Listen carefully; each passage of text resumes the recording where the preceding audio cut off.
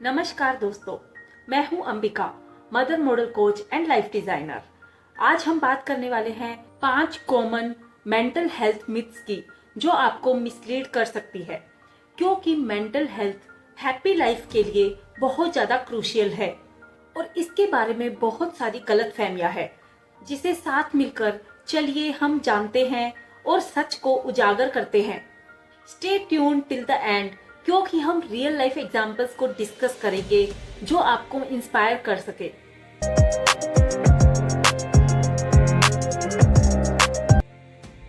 Myth number 1 is mental health problems are not real. अक्सर ऐसा समझा जाता है कि जो मेंटल हेल्थ इश्यूज होते हैं वो सच्चाई नहीं होते। सच ये है कि मेंटल हेल्थ प्रॉब्लम्स बिल्कुल रियल होते हैं और इन्हें इग्नोर करना या अवॉइड करना डेंजरस भी हो सकता है। जैसे कि आप सबने दीपिका पादुकोण का नाम सुना होगा। वो कैसे अपने करियर के टॉप पर होकर भी डिप्रेशन का शिकार हो गई, पर जब उन्होंने उसे क्लियरली सबको बताया, एड्रेस किया, तो सबको समझ में आने लगा कि इस तरह की प्रॉब्लम रियल में हम फेस कर सकते हैं। और उन्हें सुनकर सबको समझ में आया कि ये एक रियल प्रॉब्लम है जो किसी को भी हो सकती है, चाहे आप अपनी लाइफ में कितने भी सक्सेसफुल और स्ट्रॉन्ग क्यों ना हो। जैसे मेरी एक फ्रेंड नेहा, उसने अपनी एंजाइटी को सिर्फ स्ट्रेस समझा। वो हमेशा यही कहती थी, ये तो सबके साथ होता है, मुझे इससे कुछ नहीं होगा। पर धीरे धीरे उसकी डेली लाइफ को उसका स्ट्रेस, उसकी एंजाइटी अफेक्ट करने लगी। और जब फिर नेहा ने अपनी मेंटल हेल्थ को सीरियसली लेना शुरू किया और थेरेपिस्ट से हेल्प लेनी शुरू की, तो वो अपनी लाइफ में चेंजेस को फील करने लगी। इसी तरह से अगर आप भी अपने लाइफ में किसी भी तरह की मेंटल इश्यू को फेस कर रहे हैं, तो उस पर आज से ही ध्यान दें, because it's very real. Myth number 2 is only weak people have mental health issues. अक्सर ऐसा ही माना जाता है कि जो बहुत कमजोर लोग होते हैं उन्हें ही मेंटल हेल्थ इश्यूज का सामना करना पड़ता है। और ये बहुत ही खतरनाक मिथ है, क्योंकि ये इश्यूज किसी को भी हो सकते हैं। जैसे मैं आपको मेरी एक फ्रेंड के हस्बैंड की स्टोरी शेयर करती हूँ।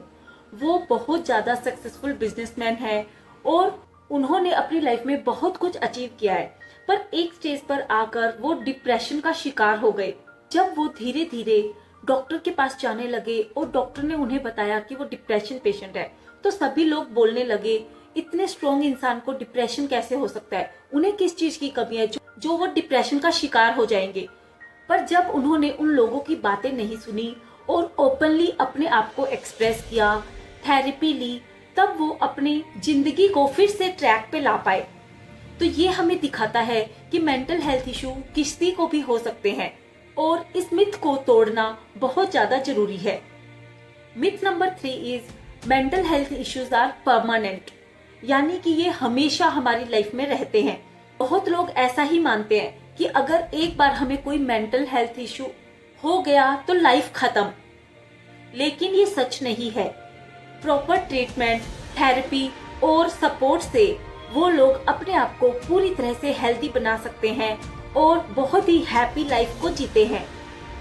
जैसे मैं आपको प्रिया की स्टोरी बताती हूँ, उसे हर छोटी छोटी बात पे पैनिक अटैक्स आने लगते थे। वो हर बात को इतना बड़ा बना लेती थी कि वो उस सिचुएशन में पैनिक ही हो जाती थी और उसे ऐसा लगने लगा कि ये पैनिक अटैक्स कभी खत्म ही नहीं होंगे, वो हमेशा अपनी लाइफ ऐसे ही जिएगी। उसने सोचा ये तो अब उसकी लाइफ का पार्ट ही बन गया है। पर जब उसने थेरेपी लेनी शुरू की, प्रॉपर गाइडेंस के साथ वो आगे बढ़ी, तो उसे समझ में आया कि अपने इन पैनिक अटैक्स को कैसे हैंडल करना है। आज वो खुश है और अपनी लाइफ को एंजॉय कर रही है। और ये हमें दिखाता है कि मेंटल हेल्थ इश्यूज परमानेंट नहीं है, इनका पूरी तरह से इलाज संभव है। बस जरूरत है प्रॉपर गाइडेंस की, सपोर्ट लेने की और पॉजिटिव अप्रोच रखने की। Myth number 4 is therapy is only for severe problem, यानी कि जब प्रॉब्लम बहुत ज्यादा हद से आगे बढ़ जाती है तभी हमें थेरेपी लेने की जरूरत पड़ती है। जब लोग अक्सर ऐसा सोचते हैं, तब वो सिचुएशन को एकदम क्रिटिकल कराने की हद तक जाने से पहले किसी से भी गाइडेंस नहीं लेते और वही उस प्रॉब्लम को बहुत ज्यादा बढ़ा देता है, जिसे हील होने में, ठीक होने में भी बहुत ज्यादा वक्त लगता है। पर अगर हम इस मिथ पर विश्वास ना करके अपने आप को टाइम रहते उस सिचुएशन में देख पाए और ट्रीटमेंट लेना शुरू करें, तो हम अपने आप को क्रिटिकल स्टेज में जाने से बचा सकते हैं। बजाय कि लाइफ पूरी तरह से आउट ऑफ कंट्रोल हो जाए, उससे पहले ही संभाल लेना हमारी लाइफ को रुइन होने से बचा सकता है।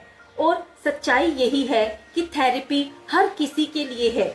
मेजर या माइनर किसी भी तरह का इशू हो, ये हर किसी को ट्रीट कर सकती है। और मुझे याद है जब हम कॉलेज में पढ़ते थे तो हमारे पास जब साइकोलॉजी सब्जेक्ट था तो अक्सर ऐसा बोला जाता था, साइकियाट्रिस्ट मतलब पागलों का डॉक्टर, और उसके पास तभी जाते हैं जब हम पागल हो जाते हैं। तो पागल होने का मतलब हमारी सोसाइटी में एक तरह से एक्सट्रीम केस बना देना ही है, क्योंकि जो नॉर्मल नहीं है वही तो अबनॉर्मल है, वही तो पागल है।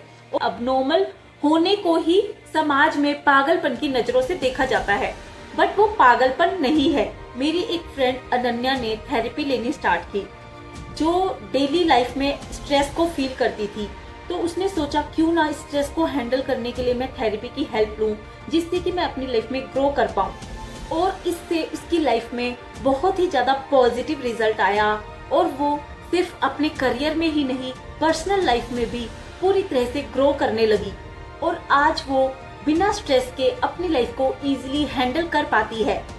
ये प्रूफ है कि थेरेपी किसी भी लेवल पे बेनिफिशियल हो सकती है, चाहे आपको स्वीयर इशू हो या सिर्फ स्ट्रेस को मैनेज करना हो। Myth number 5 is talking about mental health is attention seeking. अक्सर लोग ऐसा समझते हैं कि जो अपनी लाइफ के मेंटल हेल्थ इश्यूज की बात करते हैं या जो अपने बारे में बताते हैं कि उन्हें ऐसा है, उन्हें वैसा है, तो वो लोगों की अटेंशन को ग्रैब करना चाहते हैं, वो लोगों को अपनी तरफ अट्रैक्ट करना चाहते हैं। और ये सबसे ज्यादा डेंजरस मिथ है, क्योंकि इससे लोग अपनी प्रॉब्लम्स छुपाने लगते हैं। उन्हें अपनी प्रॉब्लम्स सबके सामने शेयर करते हुए भी डर लगता है, क्योंकि वो लोगों की जजमेंट से डरने लगते हैं, और वो उनकी स्टेट को, उनकी कंडीशन को और भी ज्यादा सीरियस बना देता है। आजकल कितनी सारी मदर्स पोस्टपार्टम डिप्रेशन का शिकार हो जाती है, बट वो अपने आप को रिवील करने से डरती है, क्योंकि लोग अक्सर उसे ऐसा ही बोलते हैं, ऐसा तुम्हारे साथ नया थोड़ी हो रहा है, ऐसा तो सबके साथ होता है, क्यों छोटी सी बात को इतना बड़ा बना रही हो। और ऐसा ही सेम मेरी एक फ्रेंड के साथ हुआ, पर उसने जब अपनी बात को ओपनली कम्युनिकेट करना स्टार्ट किया, धीरे धीरे अपने आप को क्लियरली बताना शुरू किया कि वो सच में ऐसा फील कर रही है, और तब उसे इतना सपोर्ट मिला कि उसकी रिकवरी भी फास्ट हो गई। उसकी स्टोरी सबके लिए एक सबक है कि मेंटल हेल्थ को ओपनली डिस्कस करना चाहिए। इसलिए आपको जब भी लगे कि आपको हेल्प की जरूरत है, तो अपनी बात रखने में शर्माए नहीं, because it's not attention seeking, it's self care. In myths को दूर करके आप अपनी मेंटल हेल्थ को पूरी तरह से वेल बैलेंस्ड करके अपनी लाइफ में हैप्पीनेस एंड पीस को ला सकते हैं। मेंटल हेल्थ को प्रायोरिटी देना इम्पोर्टेंट है। याद रखिए, मेंटल हेल्थ का ध्यान रखना उतना ही इम्पोर्टेंट है जितना कि फिजिकल हेल्थ का। सपोर्ट मांगे, ओपनली अपनी बात रखें और अपनी वेल बीइंग को प्रायोरिटाइज करें। Thank you for joining me today. अगर आपको ये वीडियो हेल्पफुल लगा तो इसे लाइक, शेयर एंड सब्सक्राइब करना मत भूलिए। Follow for more practical tips. Let's grow together.